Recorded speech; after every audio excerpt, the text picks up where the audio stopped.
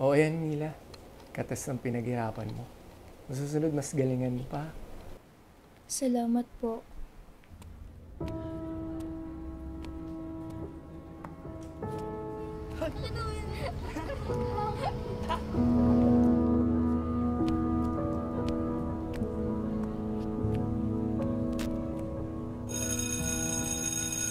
At dahil dito, importanteng malaman ninyong mga kabataan kung gaano kahalaga ba ang may kaalaman tungkol sa epekto ng pakikipagtalik. Dito din natin malalaman ang mga posibleng mangyari sa ating mga desisyon dala ng ating mapusok na damdamin. Sabi nga, isip-isip before you unzip. Ngayon, may gusto bang magbahagi sa inyo ng inyong saloobin o may mga gustong magtanong hinggil sa ating naging topic today? Yes, ikaw ba may nais kang sabihin o itanong? Magandang araw po. Ako po si Mila. Nais ko lamang pong itanong kung namamana po ba ang pagiging batang ina?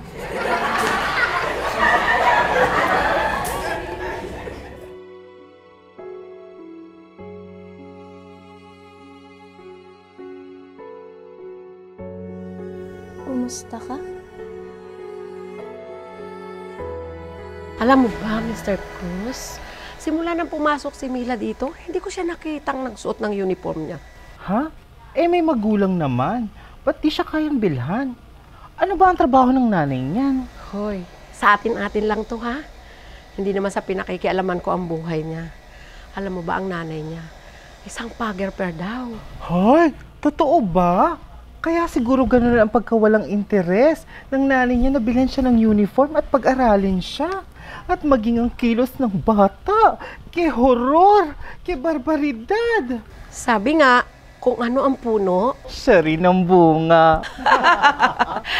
ay siya, meron pa pala akong religious class sa section humility.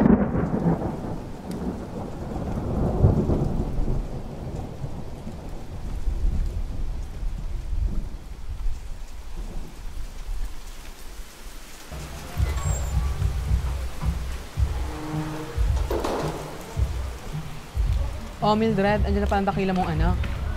Ewan ko ba kasi sa batang yan? Humaling na humaling sa pag-aaral, gagaya din lang naman yan sa akin.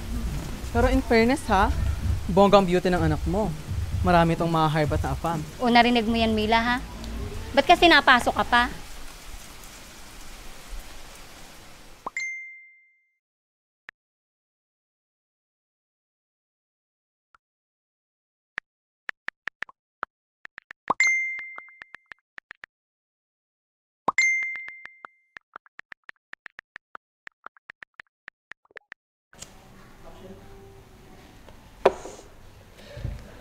Ano ba yan, Besh? Wala pa tayong customer?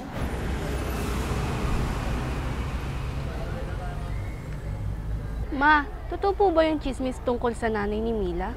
Nako, ano pa nga ba? Kaya ikaw, huwag ka magsasama sa mga katulad ni Mila ha. Diyan lang masisira ang buhay mo. Mukha naman po siyang mabait. Abay, syempre. Para lang yan takore. Kesyo mukhang maamo, pero nasa loob ang kulo. Kaya ikaw, makikinig ka sa mga payo ko ha. Opo.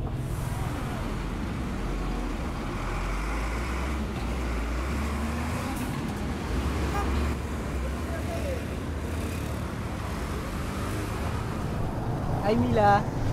Pwede ka ba ngayon? Sige na. Ano ba? Kaya din naman kitang bayaran eh. Ang bastos mo naman! Wow! Pakipot ka pa. Kagaya ka din naman ng nanay mo. Hindi ako katulad ng nanay ko at hindi ako magiging katulad ng nanay ko!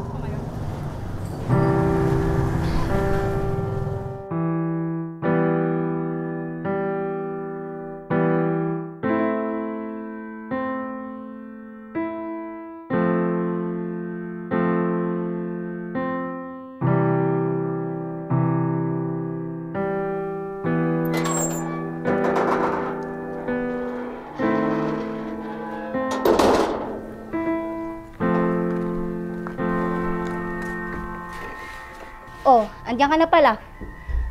Bakit ganyan ang itsura mo? Oras pa ba ng uwi ng estudyante to? O baka naman sumasideline ka nang hindi ko alam? Hindi ako katulad mo. Ano? Ganyan-ganyan din ang sinabi ko dati. Pero ano nangyari sa akin? naging ganito pa rin ako. Hindi ako gagaya sa'yo. At hindi ako magiging katulad mo. Anong sinabi mo? Anong pinagmamalaki mo? Hindi mo ba alam na binuhay at pinalaki kita ng dahil sa trabaho kong to? So ano ma, dapat magpasalamat ako? Ha? Salamat ha? Dahil binuhay mo ako. Ikaw lang naman to nagkukumahog mag-aral eh. Sa tingin mo ba, kaya kitang pag-aralin? Sa ganitong trabaho ko lang? Kung wala kang pangarap ma, may pangarap ako. May pangarap ako para sa sarili ko. Hindi ako gagaya sa'yo. Hindi mo alam kung ano yung mga pinagdaanan ko sa buhay, kung bakit ako naging ganito.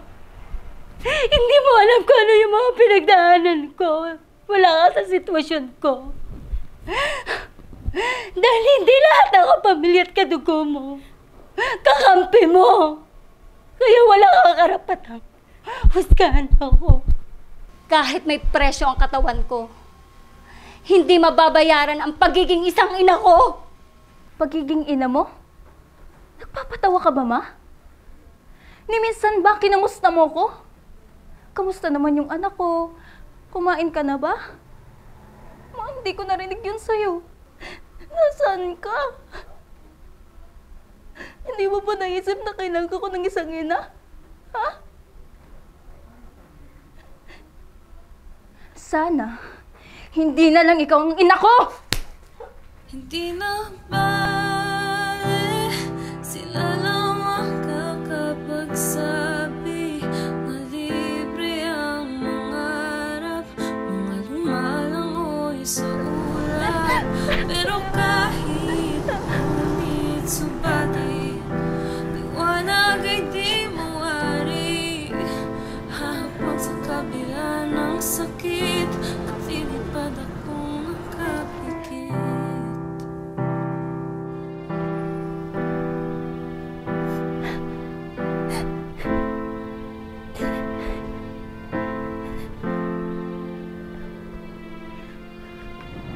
Sabi nga, kung ano ang puno, Siya rin ang bunga. Ewan ko ba kasi sa batang yan? Humaling na huling sa pag-aaral, gagaya din lang naman yan sa akin. Para lang yung takore, kesyo mukhang maamo, pero nasa loob ang puno. Pakipot ka pa! Kagaya ka din naman ng nanay mo!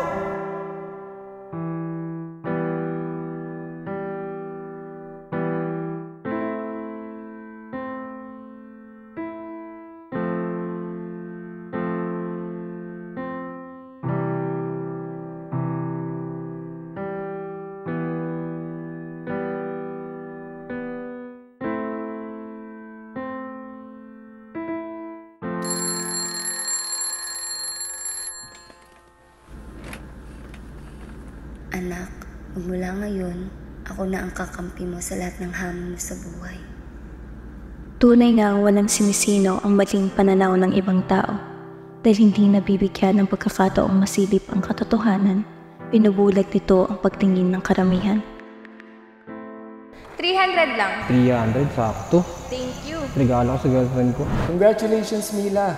Nakuha mo ang second place sa poster making contest ng Municipal Health Office. Oo, ayun, Mila. Katas ng pinaghirapan mo. Sa susunod, mas galingan mo pa, ha? Salamat po. Importante na sa lahat ng gusto nating tahaking landas ay mas piliin nating manalig sa may kapal at sa mga taong naniniwala sa atin na sa kabila man ng pagkakataong pwede tayo magkamali ay mas pipiliin nating gumawa ng tama. Dito din natin malalaman ang mga posibleng mangyari sa ating mga desisyon dala ng ating mapusok na damdamin. Mila, tandaan mo, hindi porket ganun ang naging buhay na kinamulatan mo, tandaan mo na meron kang kakayahang baguhin ang kinabukasan mo. At sa huli, tayo lang ang may kakayahang baguhin ang ating buhay. Ako si Milagrosa at ito ang aking kwento.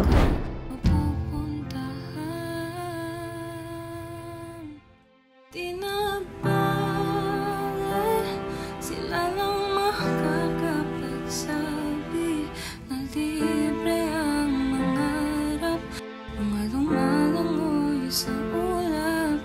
Pero